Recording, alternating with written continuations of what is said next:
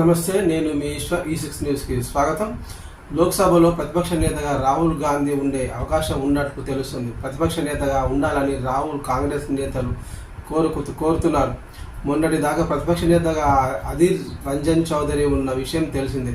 కాగా లోక్సభ ఎన్నికల్లో అధీర్ రంజన్ ఓటమి చెందడంతో తెరపైకి రాహుల్ పేరు వచ్చింది. ప్రతిపక్ష నేతగా ఉంటే రాహుల్ ఇమేజ్ మరింత పెరుగుతుందనే యోచనలో కాంగ్రెస్ ఉంది.